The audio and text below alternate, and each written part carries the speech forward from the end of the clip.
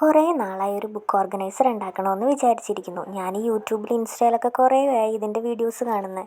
പക്ഷെ അത് ഉണ്ടാക്കി നോക്കാൻ ഭയങ്കര മടിയായിരുന്നു. അത് വേറൊന്നും കൊണ്ടല്ല, കാർഡ്ബോർഡ് പീസ് ഇങ്ങനെ വെട്ടി കുറേ ഒട്ടിക്കണ്ടേ. പക്ഷേ ഈ ഒരു പീസ് എനിക്ക് അത്രയ്ക്ക് വലിയ പ്രശ്നം ഉണ്ടായിരുന്നു. കാരണം ഒരു സൈഡ് മാത്രം ഇതുപോലെ ഒട്ടിച്ചു കൊടുത്താൽ മതി, ബാക്കിയൊക്കെ അതിൻ്റെ ആ ഒരു ഷേപ്പിൽ തന്നെ ഞാൻ ചെയ്തത്.